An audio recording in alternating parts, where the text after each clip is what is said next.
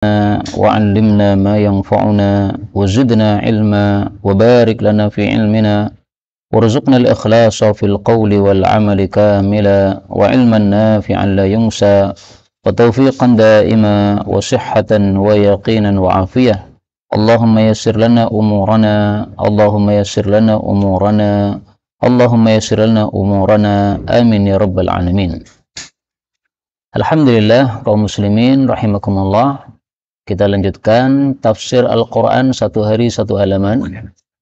Dan kita sudah sampai pada halaman 156, yaitu pada surah Al-A'raf ayat 44 sampai 51 insyaallah ta'ala.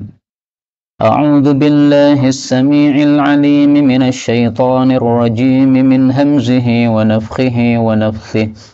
ونادى أصحاب الجنة أصحاب النار أن قد وجدنا ما وعدنا ربنا حقا فهل وجدتم ما وعد ربكم حقا قالوا نعم فأذن مؤذن بينهم أن لعنة الله على الظالمين الذين يصدون عن سبيل الله ويبغونها عوجا وهم بالآخرة كافرون وبينهما حجاب وعلى الأعراف رجال يعرفون كلا بسيماهم ونادوا أصحاب الجنة أن سلام عليكم لم يدخلوها وهم يطمعون وإذا صرفت أبصارهم تلقاء أصحاب النار قالوا ربنا لا تجعلنا مع القوم الظالمين ونادى أصحاب الأعراف رجالا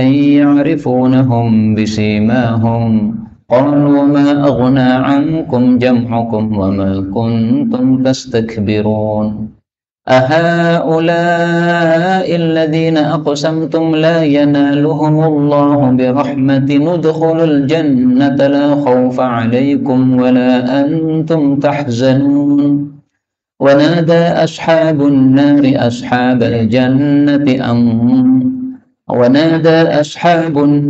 أصحاب الجنة أن أفيضوا علينا من الماء أو مما رزقكم الله قالوا إن الله حرمهما على الكافرين الذين اتخذوا دينهم لهوا ولعبا وغرتهم الحياة الدنيا فاليوم ننساهم كما نسوا لقاء يومهم هذا وما كانوا بآياتنا يجحدون. Alhamdulillah Rabbil Alamin. Allahumma rahamna bil Qur'ani amin. Pada ayat-ayat yang kita baca ini ada beberapa kata yang bisa dibaca dengan dua bacaan. Yang pertama pada ayat 44. Qalu na'am. Nah, ini seperti biasa ain boleh dikasrah menjadi na'im. Kemudian al-la'natullahi. Ini boleh diganti anna. Tetapi kalau diganti anna maka la'natu harus menjadi la'nata, ya. Jadi tidak boleh anna la'natu, enggak boleh. Ini namanya khalat lughawi, mencampur antara qiraat tetapi merusak, enggak boleh. Atau kita baca misalnya al-la'nata juga enggak boleh. Ini namanya juga apa? Khalat lughawi, mencampur qiraat tetapi merusak sehingga tidak boleh. Kemudian pada ayat yang ke-47, tilqa'a ashabinar. Ini kan berarti hamzah dua kali. Nah, hamzah dua kali AA ini susah bagi orang Arab, sehingga sebagian orang Arab menghapusnya menjadi tilqa ashabina. Maka hukum tilqa ini panjangnya berapa kali ini? Nah, ini disebut sebagai mad jaiz, sehingga panjangnya cukup dua kali boleh atau empat kali sebagaimana Hafiz. Tilqa ashabinar, nah, berarti dua kali, atau tilqa ashabinar empat kali. Semuanya boleh. Kemudian pada ayat yang ke-49. Nah, ini birahmati nidkhuluha. Biasanya begitu kalau dibaca sambung. Tapi boleh juga dibaca birahmati nudkhulu. Karena asalnya memang udkhulu. Nah, begitu disambungkan dengan tanwin ini, maka ada dua madhab, ya. madhab kita riwayat Hafs rahmati nidkhulu. Tapi selain Hafs ada yang membaca rahmati nudkhulu. Kemudian ayat 49 juga la khaufun. Nah, ini fa boleh di fathah menjadi la khaufa. Ini qiraahnya Imam Ya'qub. Kemudian razaqakum. Nah, ini qaf ketemu dengan kaf, boleh idgham. Razaqkum. Ini semua adalah qiraah mutawatirah, sumbernya dari Sayyidina Rasulullah sallallahu alaihi wasallam. Maka semuanya benar, enggak ada yang salah. Adapun tafsirnya secara ringkas, Allah mengatakan pada surah A'raf ayat 44, wanada dan memanggil ashabul jannah, penghuni-penghuni surga. Kepada siapa? Ashaban nar, penghuni-penghuni neraka. Apa seruannya? An bahwasanya qad wajadna, kami telah mendapati ma wa'adana, apa yang menjanjikan kepada kami Rabbuna, pemelihara kami, haqqan, benar. Maka ditanya oleh ahli surga, fahal, maka apakah wajadtum, kalian wahai ahli neraka mendapati ma wa'ada rabbukum, apa yang Allah janjikan, pemelihara kalian janjikan kepada kalian, haqqa, juga benar, yaitu kalian dapat siksa. Qalu, para ahli neraka menjawab, na'im, ya. Fa'adzana, maka mengumumkan, muadzinun, seorang yang mengumumkan, bainahum, di antara mereka, yaitu antara ahli surga dengan ahli neraka, anna la'natallahi, bahwasanya laknat Allah, ala zalimin, atas orang-orang zalim, maksudnya orang-orang kafir. Kaum muslimin rahimani wa rahimakumullah, ayat ini menunjukkan adanya dialog antara ahli surga dengan ahli neraka. Jadi ahli surga sangat tinggi di atas, ahli neraka sangat rendah di bawah, tapi bisa terjadi dialog. Dan seperti ini bukan sesuatu yang mustahil. Karena di dunia pun kita mengalami hal itu. Kita berada di Solo, teman kita berada di Saudi misalnya, umrah dia, tapi bisa dialog. Bahkan bisa melihat gambarnya, bergerak-gerak, ngomong, mulutnya bergerak-gerak, kita bisa bicara dengan jarak yang sangat jauh. Nah, kalau di dunia bisa seperti itu, maka di akhirat sangat tidak mustahil untuk bisa seperti itu juga. Kemudian karena di sini disebut nada, memanggil, berarti terjadi panggilan dari ahli surga kepada ahli neraka. Demikian juga pada ayat-ayat berikutnya akan terjadi panggilan dari ahli neraka kepada ahli surga. Makanya hari kiamat atau hari akhirat itu salah satu namanya adalah hari panggil memanggil. Disebutkan oleh Allah pada surat Ghafir ayat 32. Allah mengatakan, wa ya qaumi inni akhafu alaikum yaumat tanada. Ini nasihatnya seorang mukmin dari keluarga Fir'aun. Wahai kaumku, saya takut terhadap kalian akan yaumat tanadi, hari saling memanggil. Nah, kenapa hari akhirat disebut hari saling memanggil? Ini banyak tafsiran. Salah satu tafsiran mengatakan karena ahli surga panggil ahli neraka panggil ahli surga, saling memanggil, maka disebut yaumat tanad. Kemudian kita ambil beberapa faedah yang lain. Dalam ayat ini orang-orang kafir menjawab, na'im, ya, kami mendapati janji Allah benar. Betul-betul kami disiksa oleh Allah Subhanahu wa taala, siksaannya super dahsyat, nggak mampu untuk kita pikul siksaannya. Maka orang-orang kafir mengakui adanya neraka setelah mereka masuk ke dalamnya. Dan pengakuan seperti ini tidak ada fungsinya sama sekali. Kalau mengakuinya di dunia ada surga, ada neraka, kemudian iman kepada Allah, nah barulah pengakuan seperti ini akan berguna. Tapi kalau sudah masuk ke alam akhirat baru mengakui, maka tidak ada manfaatnya sama sekali. Kemudian yang dimaksud zalim dalam ayat ini adalah orang-orang kafir atau orang-orang musyrik. Maka ini semakna dengan kalam Allah dalam Al-Quran, inna syirka la zulmun azim. Surat Luqman ayat 13. Surat 31 ayat 13. Sesungguhnya syirik adalah zalim yang besar. Dari mana taunya bahwasanya zalim yang dimaksud di sini adalah orang-orang kafir atau orang-orang musyrik? Dari ayat berikutnya Allah menjelaskan pada ayat 45, yaitu alladzina, orang-orang yang yasudduna, mereka menghalangi, maksudnya menghalangi manusia, an sabilillahi, dari jalan Allah, yaitu dari masuk Islam, wa yabghunaha, dan mereka mengharapkan, menginginkan Islam itu iwajan, menjadi bengkok, supaya tidak diikuti oleh siapapun, wahum, dan mereka bil akhirah, terhadap akhirat, kafirun, mereka kafir. Nah, ini jelas bahwa yang dimaksud zalim di sini adalah apa? Kafir. Maka istilah zalim itu macam-macam maksudnya. Ada zalim tingkat tinggi, yaitu kafir atau musyrik. Ada zalim di bawahnya, yaitu orang muslim tapi berbuat zalim kepada diri sendiri dengan melakukan maksiat. Ada juga zalim kepada sesama manusia. Nah, maka zalim ada 3 macam. Zalim kepada Allah, syirik. Zalim kepada diri sendiri, maksiat. Zalim kepada orang lain, yaitu misalnya menuduh, mencela, mencemooh, dan sebagainya.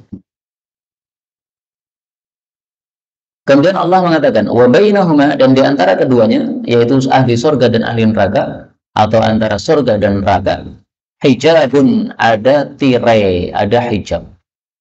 Wa 'alal a'rafi, dan di atas a'raf, rijalun, ada beberapa laki-laki, ya'rifuna, yang mereka mengenali, kullan, masing-masing, yaitu masing-masing dari ahli surga dan neraka, bisimahum, dengan tandanya masing-masing.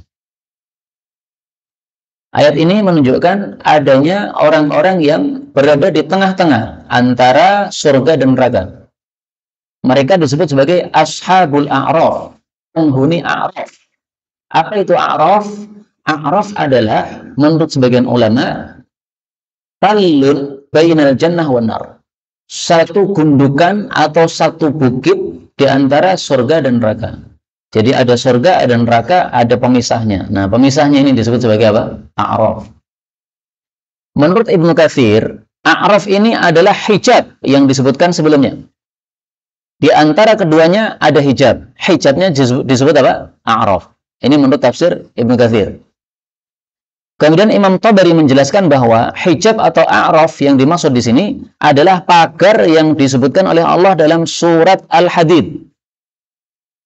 Bisa dibuka nanti surat Al-Hadid ayat 13. Allah mengatakan, faduriba bainahum bisurin lahu babun. Maka diletakkan di antara ahli surga dan ahli neraka satu pagar yang memiliki pintu. Nah, pagar ini pemisah antara surga dan neraka. Maka pagar inilah yang dimaksud sebagai hijab pada ayat tadi, dan disebut juga sebagai a'raf. Itu tafsiran dari siapa? Ibnu Katsir rahimahullahu ta'ala. Kemudian para ulama berselisih pendapat, siapa sih ashabul a'raf? Orang yang berada di tengah-tengah surga dan neraka tadi siapa? Pendapat yang masyhur adalah bahwa mereka adalah orang-orang yang pahalanya dengan dosanya sama. Jadi misalnya pahalanya 1000, tapi dosanya juga 1000. Nah, sehingga kalau mau dimasukkan ke dalam neraka, kan dolim, karena dia punya pahala juga. Tapi kalau dimasukkan ke dalam surga, juga kurang pas, karena masih punya dosa. Sementara yang punya dosa nggak boleh masuk surga. Maka mereka berada di tengah-tengah, tidak masuk neraka, tidak masuk surga, gara-gara imbang antara dosa dengan pahalanya. Nah, kita sekarang ini nggak ngerti, pahala kita ini lebih banyak atau dosa kita lebih banyak. Kalau pahala kita lebih banyak, maka Allah ampuni, masuk surga. Kalau dosa kita lebih banyak, maka masuk neraka dulu. Kalau Allah tidak ampuni, baru kemudian masuk surga. Kalau imbang, maka nasibnya di sini, tengah-tengah. Tapi para ulama berselisih pendapat, ada yang mengatakan bahwa rijalun, yaitu orang-orang ashabul a'raf tadi, adalah para nabi. Nabi berada di tengah-tengah untuk melihat semua umatnya. Ada yang masuk neraka, ada yang masuk surga. Ada lagi yang mengatakan para malaikat. Sampai ada 12 pendapat menetapkan siapa ashabul a'raf ini. Tapi yang paling populer adalah mereka orang-orang yang pahala dan dosanya apa? Seimbang. Dan pendapat tersebut dikuatkan dengan ayat-ayat berikutnya. Di sini ada kata-kata bisimahum. Ashabul a'raf mengenali mereka dengan tanda mereka. Tandanya apa? Tandanya disebutkan pada surat Ali Imran. Yauma tabyaddu wujuhun wa taswaddu wujuh. Ali Imran 106. Pada hari sebagian wajah menjadi putih, sebagian wajah menjadi hitam. Maksudnya orang-orang mukmin wajahnya putih karena ceria, gembira, masuk surga. Orang-orang kafir wajahnya hitam karena susah, sedih. Nah, maka yang dimaksud sima, tanda, itu adalah wajah yang putih dan wajah yang hitam. Allah mengatakan wanadau, dan mereka menyeru ashabal jannah, kepada penghuni jannah, an salamun alaikum, bahwasanya keselamatan untuk kalian. Lam yadkhuluha, para ashabul a'raf belum masuk ke dalam surga, wahum yatma'un, dan mereka sangat ingin untuk masuk surga. Nah, kalimat ini menguatkan pendapat yang mengatakan bahwa ashabul a'raf tadi adalah orang-orang yang pahala dan dosanya sama. Kalau mereka adalah para nabi, tidak cocok. Karena masa para nabi belum masuk surga sementara umatnya sudah masuk surga, dan nabi pengen masuk surga seperti umatnya. Lucu ini malah. Karena nabi kok lebih belakangan. Maksudnya nabi dulu baru umatnya untuk dimuliakan. Maka kata-kata ini menguatkan pendapat yang pertama tadi. Dan ketika disebutkan yatma'un, mereka sangat ingin masuk surga, maka Ibnu Katsir memberikan komentar, wahum dakhiluha insyaallah. Dan mereka insyaallah akan masuk surga. Karena Allah Maha Rahmat tidak mungkin menyia-nyiakan keinginan hambanya yang baik. Mereka punya kebaikan dan mereka punya keinginan angan-angan untuk masuk surga. Maka Allah pasti masukkan mereka ke dalam surga. 47. Wa idza, dan apabila surifat, dipalingkan, absaruhum, pandangan-pandangan mereka, tilqa'a, ke arah ashabin nari, penghuni-penghuni neraka, qalu, mereka berkata, Rabbana, wahai Rabb kami, la taj'alna, janganlah engkau jadikan kami, ma'al qaumidz zalimin, bersama kaum yang zalim, yaitu orang-orang kafir tadi. Ibnu Katsir mengatakan, ketika ashabul a'raf melihat ngerinya wajah orang-orang kafir di neraka, sangat hitam legam. Kemudian matanya biru saking ketakutannya mereka. Nah, maka melihat wajah yang hitam, kemudian apa? Mata yang membiru. Nah, itu ashabul a'raf kemudian berlindung kepada Allah Subhanahu wa taala. Ya Allah, jangan jadikan kami bersama mereka di dalam neraka. Jadi mereka khawatir ini mau dimasukkan surga atau mau dimasukkan neraka. Kalau dimasukkan surga memang punya pahala. Kalau dimasukkan neraka memang juga punya dosa yang imbang tadi. Mereka ketakutan. 48. Wanada, dan memanggil ashabul a'rafi, ashabul a'raf tadi, rijalan, kepada orang-orang, ya'rifunahum, yang mereka mengenali mereka, bisimahum, dengan tanda-tanda mereka, yaitu hitamnya wajah dan birunya mata. Qalu, mereka mengatakan, ma'aghna, tidaklah berguna, angkum, terhadap kalian, jam'ukum, banyaknya kalian, wa ma kuntum tastakbirun, dan apa yang dulu kalian menyombongkan, yaitu di dunia. Jadi ketika di dunia orang-orang kafir, mereka menyombongkan harta mereka yang banyak, kemudian pengikut mereka yang banyak, senjata mereka yang lengkap, kemudian jumlah mereka yang banyak. Maka ditegur oleh ashabul a'raf, ternyata kalian dulu di dunia menyombongkan apa yang kalian kuasai, tapi di akhirat nggak ada gunanya. Mana personel tentara kalian sekarang nggak ada gunanya sama sekali. Duit kalian sebanyak-banyaknya yang dikumpulkan dulu, mana nggak bisa untuk menebus neraka, nggak ada gunanya sama sekali. Dan suara seperti ini didengar oleh para ahli neraka. Jadi saling mendengar suara panggilan ini. 49. Ahaulai, apakah mereka, alladzina aqsamtum, yang kalian dulu bersumpah, la yanaluhumullahu birahmah, bahwasanya Allah tidak akan memberikan kepada mereka rahmatnya. Udkhulul jannah, masuklah kalian ke dalam jannah. La khaufa alaikum, tidak ada takut atas kalian, wala antum tahzanun, dan kalian juga tidak bersedih hati. Menurut Ibnu Katsir, yang dimaksud ahaulai, apakah mereka yang kalian dulu wahai orang-orang kafir bersumpah bahwa mereka tidak akan dapat rahmat Allah, mereka yang dimaksud di sini adalah ashabul a'raf. Kalau memang yang dimaksud adalah ashabul a'raf, berarti ayat 49 ini bukan ucapan ashabul a'raf, tapi ini ucapan malaikat. Malaikat bilang kepada ahli neraka, wahai ahli neraka, apakah ashabul a'raf yang berada di tengah-tengah antara surga dan neraka, yang dulu di dunia kalian sumpah bahwa mereka tidak akan masuk surga, apakah mereka tidak akan masuk surga? Tidak. Bahkan sebaliknya, Allah mengatakan kepada mereka, udkhulul jannah, masuklah kalian ke dalam jannah. Nah, maka ayat ini menunjukkan bahwa nasib akhir ashabul a'raf adalah apa? Masuk surga.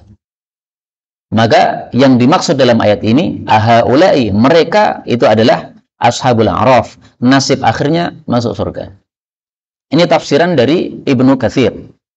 Ada tafsiran yang lain, yaitu ayat 49 ini masih lanjutan ucapan ashabul a'raf.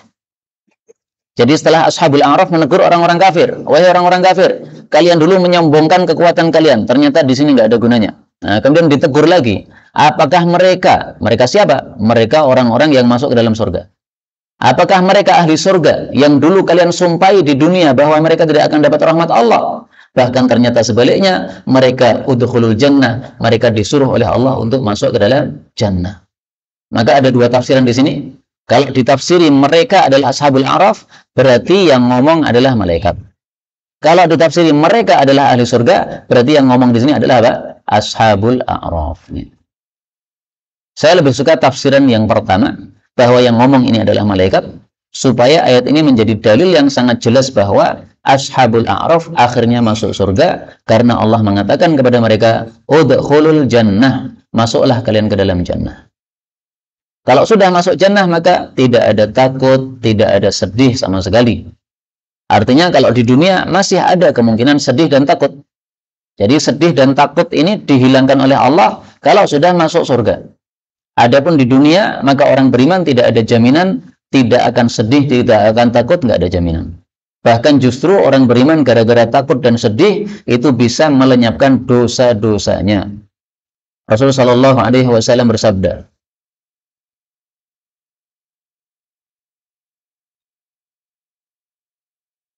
"Li'annahu la tusibul mu'minan nakbatun min syauqatin fama fawqaha." Tidaklah menimpa kepada seorang beriman satu gangguan dari duri maupun yang lebih kecil dari duri. Wala waja'un, tidak pula rasa sakit, illa rafa'ahu Allahu lahu biha darajah, kecuali Allah meninggikan satu derajat dengan sebab musibah tersebut. Wa hatta anhu khati'ah, dan Allah gugurkan darinya satu dosa. Hadis riwayat Hakim sahih. Nah, maka orang beriman kadang ditimpa sedih, tujuannya Allah adalah supaya menggugurkan dosa-dosanya. Ditimpa takut, supaya Allah menggugurkan dosa-dosanya. Sehingga tidak akan nyaman selama di dunia ini, karena ada ujian-ujian dari Allah Subhanahu wa Ta'ala. Ayat 50. Wanada, dan memanggil ashabun nari, penghuni neraka, ashabal jannah, kepada penghuni surga. An afidu, bahwasanya tuangkanlah alaina, kepada kami, minal ma'i, dari sebagian air, atau mimma, dari apa yang razaqakumullah, Allah rizkikan kepada kalian. Qalu, mereka ahli surga menjawab, innallaha, sesungguhnya Allah, harramahuma, telah mengharamkan keduanya, yaitu makanan dan minuman, alal kafirin, bagi orang-orang kafir. Nah, ini dalil menunjukkan bahwasanya ahli neraka bisa melihat ahli surga, sebagaimana ahli surga bisa melihat ahli neraka. Dan ini menunjukkan bahwa orang-orang kafir yang ada di neraka itu penyesalannya sangat dahsyat, karena mereka mengalami siksa yang ngeri, sementara mereka melihat orang mendapatkan kenikmatan yang dahsyat. Seperti kalau kita sedang haus, kemudian kita nggak punya duit untuk beli es, melihat orang beli minum es dengan sangat seger sekali. Nah, pasti kita ngilernya bukan main. Kalau kita haus tapi semua orang haus, nah, insya Allah jadi ringan. Seperti di bulan Ramadan kita haus tapi semua orang juga haus karena puasa, ringan.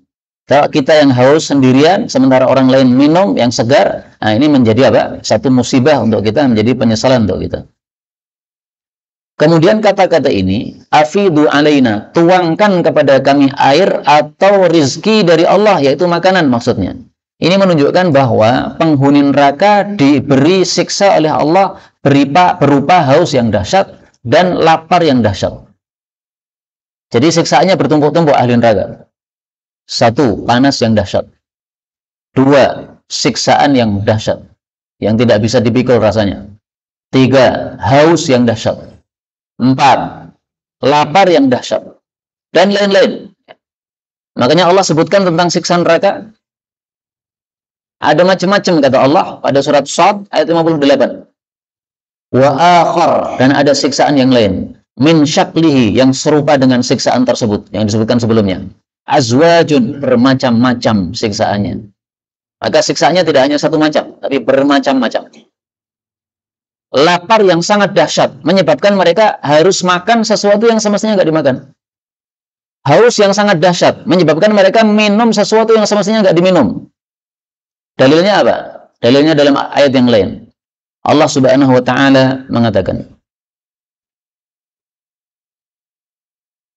pada surat Al-Waqi'ah ayat 52.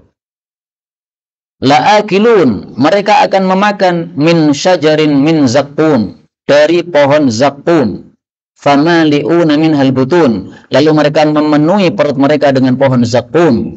Fasyaribuna alaihi minal hamim, lalu mereka minum air panas. Fasyaribuna syurbal him, meminumnya seperti onta yang sangat kehausan. Air panas diminum, padahal kalau diminum seluruh isi badannya brodol semuanya, usus-ususnya brodol ikut keluar. Tapi mereka masih mau minum. Kenapa? Saking dahsyatnya haus mereka. Demikian juga pohon zakum. Pohon zakum itu sifatnya jelek dalam 3 hal. Baunya jelek, kemudian rasanya sangat jelek, kemudian tampilannya juga sangat jelek. Bayangkan panjenengan melihat tai. Tai itu baunya nggak enak, tampilannya juga nggak enak, kemudian rasanya mungkin juga nggak enak. Belum pernah ngerasa gitu nggak? Kira-kira nggak enak. Nah, panjenengan melihat tai tapi terpaksa makan tai, saking kelaparan. Pernah nggak seperti itu? Nggak pernah. Nah, kalau belum mungkin akan mengalami. Maka mudah-mudahan tidak pernah mengalami. Karena ada Pak, ulama yang mengalami terpaksa minum kencing gara-gara sangat haus. Al-Imam Abu Hatim atau Ibnu Abu Hatim, saya lupa, beliau mengatakan, saya keliling dunia untuk cari ilmu, saking kehausan habis bekal di tengah padang pasir, saya minum kencing saya itu terjadi 2 kali, kata beliau. Jadi di tengah perjalanan nggak ada air, padang pasir. Duit mungkin ada, tapi nggak ada yang jual air Pak. Nah, sehingga terpaksa minum karena berjalan kaki tanpa kendaraan di tengah padang pasir. Akhirnya pas kencing, melihat air kencing itu saking hausnya udah bismillah minum. Hukum asalnya minum kencing adalah haram, tapi ini terpaksa darurat, nggak ada masalah. Nah, mudah-mudahan kita tidak pernah mengalami yang darurat seperti itu. Amin ya rabbal alamin. Nah, maka inilah dalilnya bahwa orang-orang kafir diuji oleh Allah dengan lapar yang sangat dahsyat sehingga mereka terpaksa makan zakum.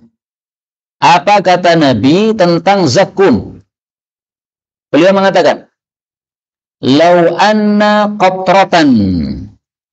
Andaikan 1 tetes saja dari pohon zakum menetes pada kampung dunia, yaitu bumi ini, sungguh akan merusak semua penghidupan ahli dunia. Maka bagaimana lagi dengan orang yang makanannya adalah zakum? Na'udzubillahi min syarri dzalik. Hadis riwayat Tirmidzi sahih. Jadi andaikan ini Allah teteskan dari zakum yang di neraka 1 tetes saja ke bumi, udah seluruh bumi rusak. Nggak ada padi yang bisa dimakan, nggak ada air yang bisa diminum, semua rusak semua. Itu baru 1 tetes. Bagaimana lagi kalau harus makan buahnya secara langsung semuanya? Na'udzubillah. Nah, maka baunya nggak enak, kemudian rasanya nggak enak, kemudian tampilannya sudah mengerikan, tapi mereka nekat makan. Kenapa? Saking laparnya tidak bisa ditunda.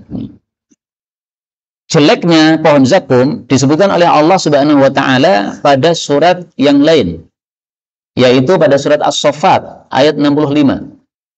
Allah katakan, innaha syajaratun takhruju fi aslil jahim. Sungguh zakum adalah 1 pohon yang keluar pada dasar neraka jahim, yaitu neraka jahanam. Tal'uha, mayangnya ka'annahu ru'usus syayatin, seperti kepala-kepala setan. Nah, ini ungkapan orang Arab. Sesuatu yang jelek dipandang itu disebut dengan seperti kepala setan. Jadi kalau ada sesuatu yang sangat jelek, maka disebutnya seperti kepala setan. Misalnya kita ketemu teman kita rambutnya model madul, nah, maka disebut rambutmu kok seperti kepala setan. Nah, itu karena apa? Model madul jelek, tidak enak dipandang. Itu bahasa orang Arab.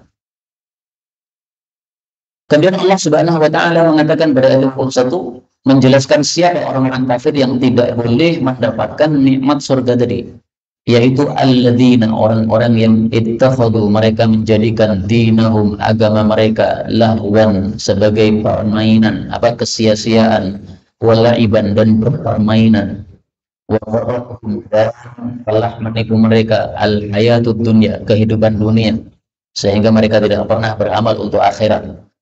Fal yauma, maka pada hari ini, nansahum, kami melupakan mereka, atau kami meninggalkan mereka. Kama sebagaimana nasu mereka juga melupakan liqa'a yaumihim hadza, perjumpaan hari mereka ini, yaitu hari akhirat. Wa ma kanu, dan apapun yang adalah mereka itu, bi ayatina, terhadap ayat-ayat kami, yajhadun, membantah. Jadi orang-orang kafir memiliki sifat-sifat yang jelek ini. Pertama, ittakhadhu dinahum lahwan wa la'iban. Agama tidak untuk sungguh-sungguh, tapi untuk mainan saja. Seperti yang kita lihat orang-orang gereja, tingkahnya bagaimana di gereja mereka. Tepuk-tepuk, nyanyi-nyanyi, itu permainan. Bandingkan dengan orang muslim, salat khusyuk, wajahnya menghadap ke arah bawah, ke tempat sujud, kemudian sujud khusyuk berdoa, kemudian bangkit lagi berdoa lagi, terus sampai akhir. Selesai salat kemudian angkat tangan lagi doa kepada Allah. Nah, sungguh-sungguh. Jadi sangat jauh perbedaan antara ibadah orang kafir dengan ibadah orang muslim. Orang muslim tampak kesungguhannya dalam ibadah kepada Allah, orang kafir tampak permainan mereka dalam ibadah kepada Tuhan mereka. Sifat yang kedua, gharrathumul hayatud dunya. Mereka tertipu oleh dunia. Apa maksudnya tertipu oleh dunia? Maksudnya mereka tertipu oleh dunia sehingga tidak beramal untuk akhirat sama sekali. Sehingga ayat ini bukan berarti tidak boleh kita cari dunia, bukan. Cari dunia silahkan. Mencari nafkah untuk menghidupi anak istri, ini adalah kewajiban. Maka silahkan cari nafkah. Tapi jangan sampai gara-gara cari nafkah lupa akhirat. Sehingga sholat dikumandangkan adanya, tidak datang ke masjid. Kenapa? Sibuk cari duit. Sampai habis waktu sholat, baru sempat sholat gara-gara cari duit. Nah, itu berarti gharrathumul hayatud dunya. Maka ada seorang tukang becak, dia membawa penumpangnya, tapi kalau mendengar azan dia minta izin kepada penumpangnya. Mohon maaf Pak, ini perjalanan masih jauh, ini sudah azan. Kalau saya sholat dulu bagaimana? Nah, bapaknya mengatakan, baik silahkan sholat dulu.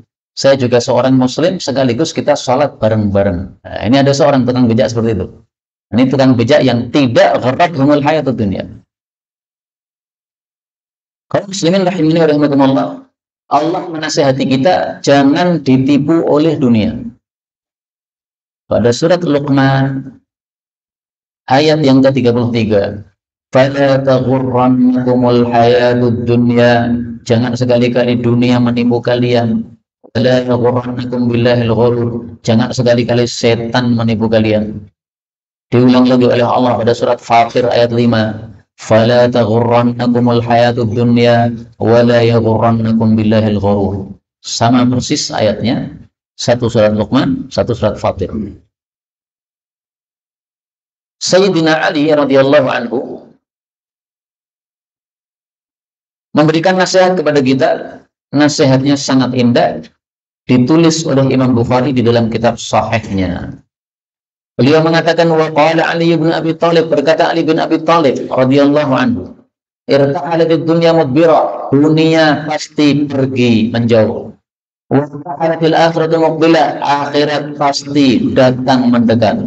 Wa likulli wahidatin minhuma banun, masing-masing memiliki putra-putra.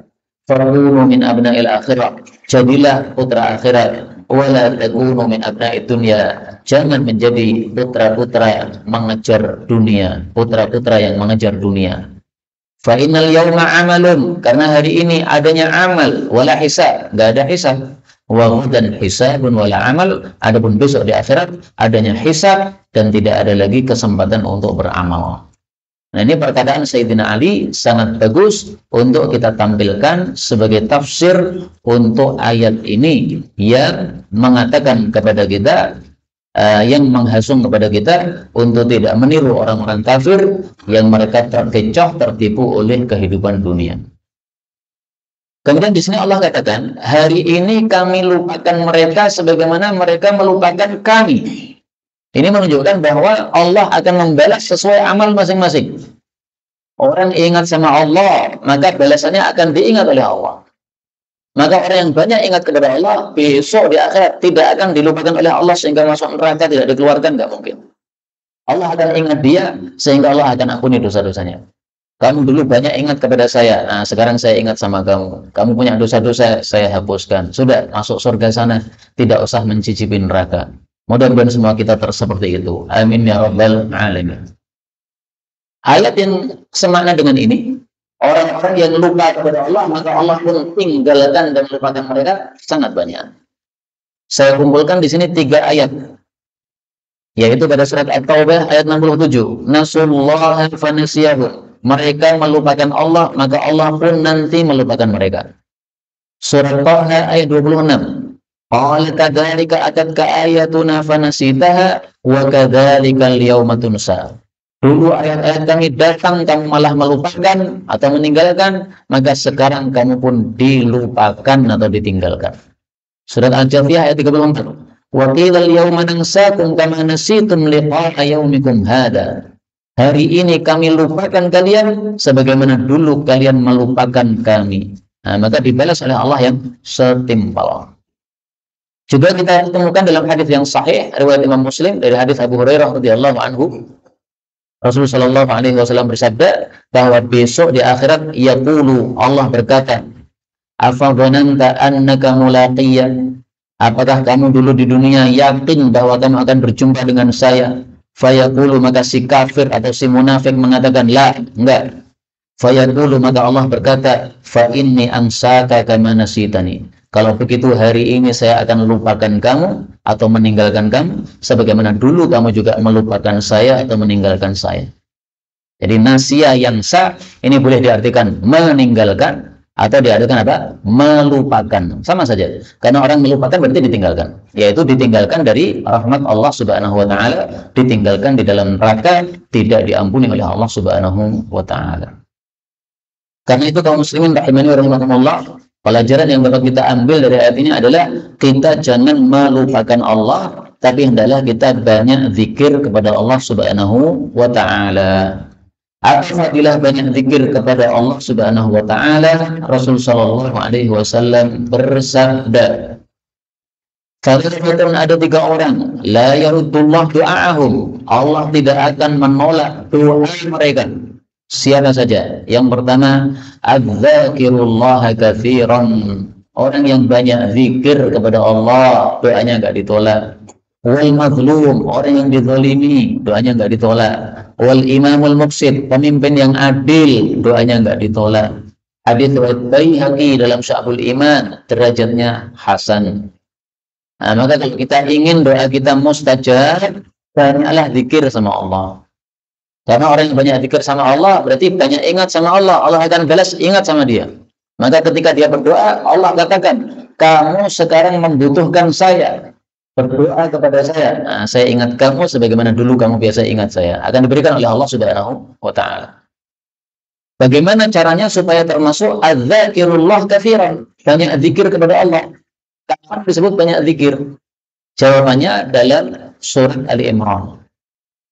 Alladzina yadhkuruna Allaha qiyaman wa qu'udan wa 'ala junubihim. Orang-orang yang zikir kepada Allah baik ketika berdiri maupun ketika duduk maupun ketika berbaring. Nah, ini zikir yang banyak seperti ini. Jadi semua kondisi kita zikir sama Allah. Dari rumah menuju ke masjid, jangan diam, tapi zikir kepada Allah Subhanahu wa taala. Rasulullah mengajarkan doa kepada kita berangkat dari rumah ke masjid, doa minta sinar. Allahumma ja'al fi qalbi nura. Ya Allah, berikanlah di hatiku ada sinar, lisanku ada sinar, pandanganku ada sinar, pendengaranku ada sinar, kanan kiriku ada sinar, atas bawahku ada sinar, depan belakangku ada sinar. Jadikanlah pada hatiku ada sinar, pada diriku ada sinar. Besarkanlah sinar untuk saya. Ini hadis muttafaqun alaih dari Ibnu Abbas. Ini dalam satu riwayat disebutkan doa ini dibaca ketika berangkat ke masjid. Nah, karena posisinya berangkat ke masjid bukan posisi sholat, boleh ini kita baca dengan bahasa Indonesia. Ini kan cukup panjang doanya. Nah, kalau nggak hafal pakai bahasa Indonesia nggak apa-apa. Ya Allah, berikan sinar untuk hatiku, untuk mataku, untuk pendengaranku, untuk lisanku, 4 anggota. Kemudian kanan, kiri, atas, bawah, 4 arah. Kemudian jadikanlah pada diriku ada sinar, besarkanlah sinar. Ini doa ketika berangkat ke masjid. Maka berangkat ke masjid, posisi berangkat ke masjid jangan disia-siakan. Ini ada wirid yang diajarkan oleh Rasulullah SAW. Kalau mau pakai bahasa Arab lebih utama. Kalau tidak hafal bisa diringkas. Allahumma ja'al fi qalbi nura. Udah, diulang-ulang cukup, nggak ada masalah. Nih. Tapi lebih bagus kalau semuanya dihafalkan. Inilah kaum muslimin rahimani rahimakumullah yang dapat kita pelajari pada pertemuan kali ini. Benar dari Allah. Kalau ada salah fa astaghfirullahal azim li wa lakum. Sisa waktu kalau ada pembahasan dipersilahkan.